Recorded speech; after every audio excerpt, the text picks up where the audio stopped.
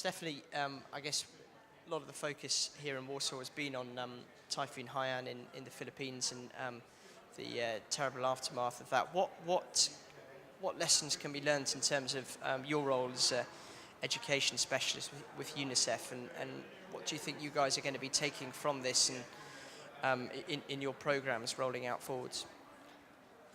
It's an excellent question.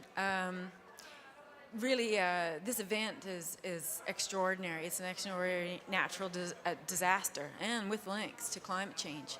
The lesson is really about the preparedness and also the adaptation. And where UNICEF is a humanitarian organization, 68% of thereabouts of its resources go into humanitarian work.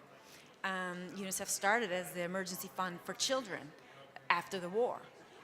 So in a context where you now have a big event, basically UNICEF goes into action.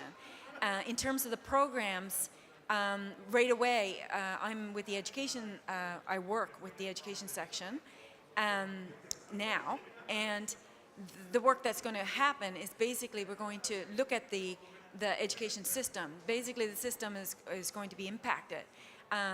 But the opportunity of a natural disaster is also the opportunity to build back better. So in the event, right now it's about life-saving, it's about being there on the ground. UNICEF is on the ground. Then they'll start to put in the temporary sort of places and start the reconstruction.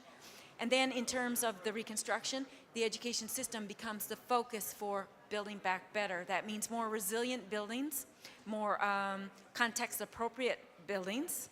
So in the event that we're having more disasters, that means adapting your building design, your specifications for those buildings in that geography, and reconsidering what is stronger, more resilient. At the same time, looking at what goes into that education to consider resiliency from the individual perspective, meaning what type of education is going to help children become more resilient to cope with increasing disaster, to adapt to their new climate. And so this is what the climate change education programs are all about at UNICEF. It's really about resilience. It's about making our programs in humanitarian context and development context consider the systemic. What is it that we need to do to adapt? What is it that we need to do to build resilient people, support the molding of resilient people? What is it that we do to make infrastructure more resilient to climate change, for example? This situation in the Philippines is very indicative of what needs to be done and what the program responses need to be. Okay, and in terms of the impact on kids and the importance of sort of teaching children, what they sort of need to do to prepare in terms of sort of different extreme weather events. I mean, I'm just wondering how much you can really sort of help kids in some situations. I mean, a lot of the decisions that need to be taken here are by experienced veteran diplomats. What difference is it going to make giving children education, focusing on these issues? Well, it's right now here at COP. It's about decisions are being made for children. I guess the point from UNICEF is that decisions that impact on children should be made with children. Decisions around environment, decisions around climate change, these are issues that really, really impact on the children today, because these children are going to grow up and they're going to be adults, and the decisions that are made here today are going to, it's going to be the world that they live in. They have a right to actually have a say in that world.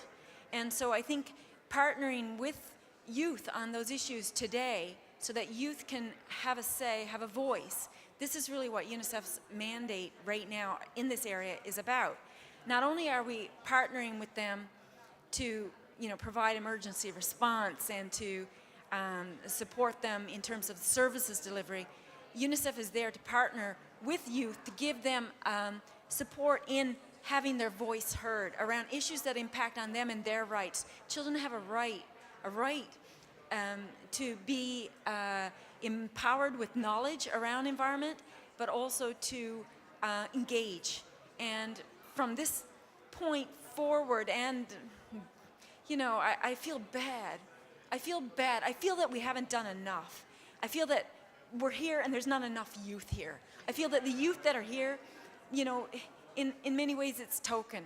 It's not real. It's not their voice. And that is really what it's all about. And so I guess if I had a message to say, it's like give youth a chance to really engage in this issue. It's their issue.